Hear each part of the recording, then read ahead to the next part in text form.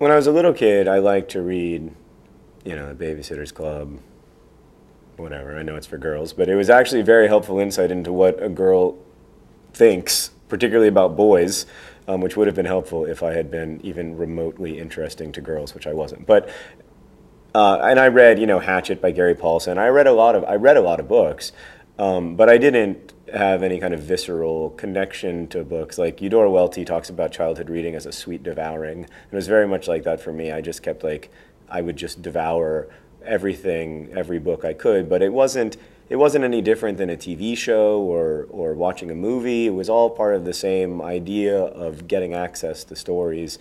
It was only when I was in high school, really, and this was in the class where I started reading interesting books and responding to them in a more thoughtful and critical way. I got a D in.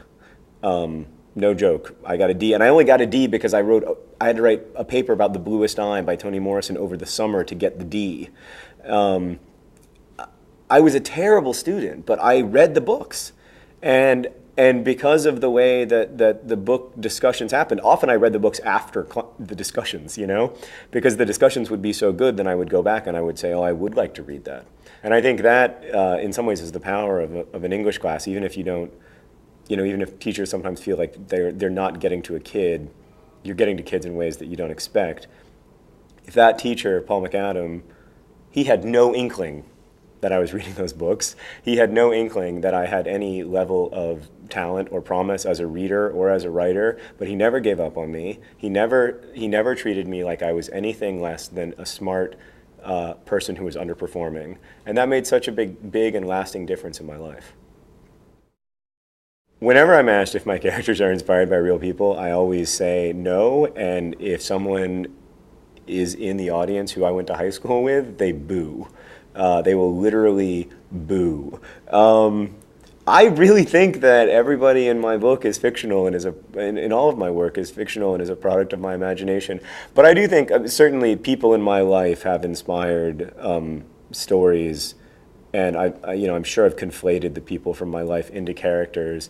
But I spend more time writing each of my books than I spent hanging out with the guys I knew in high school, so I couldn't have stolen that much. But yeah, I have stolen a fair bit from all of them, and they feel like they're entitled to some level of compensation for this. But they all have, most of them have very fancy jobs. So yeah, I don't know. I do steal here and there, definitely, yeah. If I don't say that, they'll get mad at me. I don't think I rely upon teenagers for my ideas the way some of my friends do, and some of the writers I really even look up to very much do. For instance, I look up to Laurie Halse Anderson tremendously, and she often says that her ideas come from the letters that she receives and the emails that she receives. I don't look for that from them.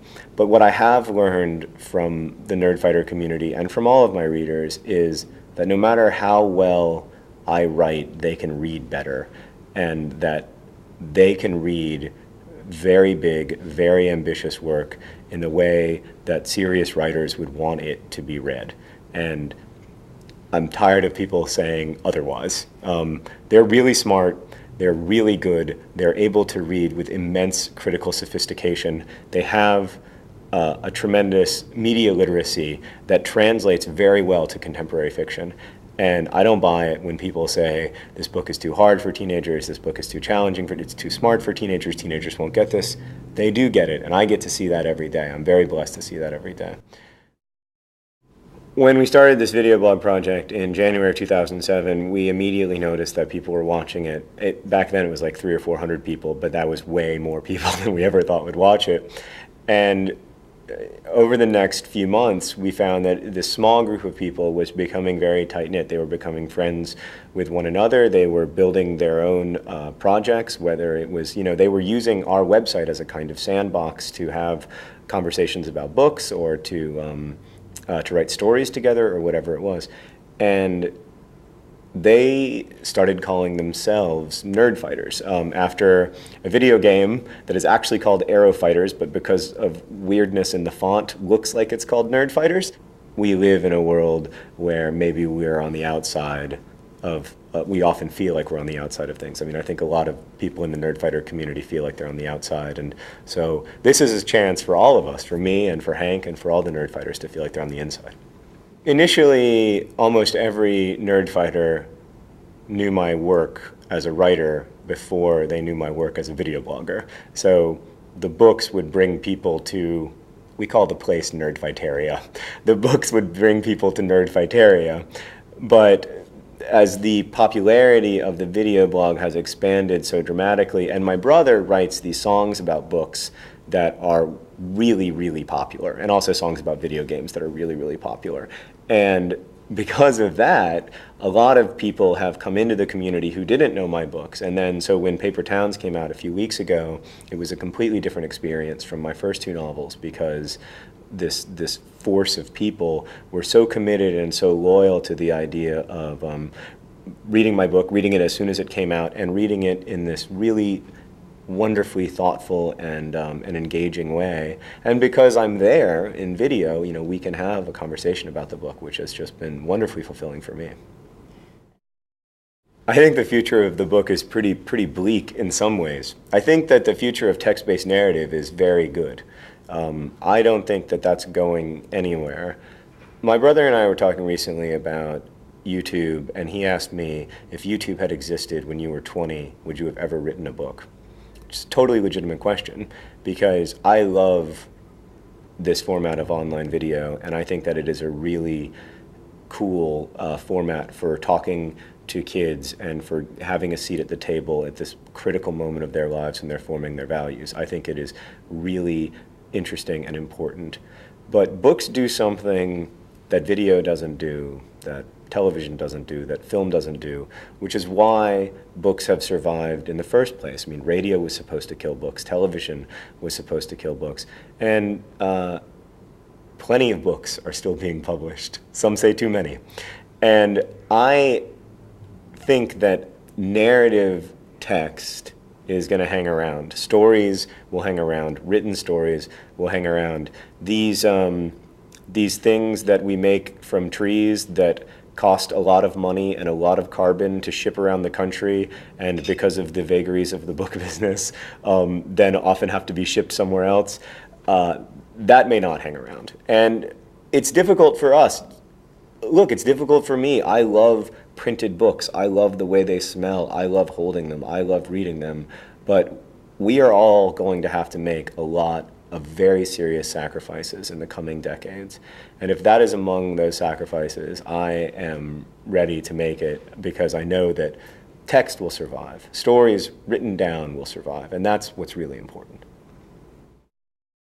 I'm John Green. This is my new book, Paper Towns. Paper Towns is about a band geek named Q, who's actually not even musically talented enough to be in the band, and this young woman named Margot Roth Spiegelman, who's responsible for everything awesome that's ever occurred at Winter Park High School.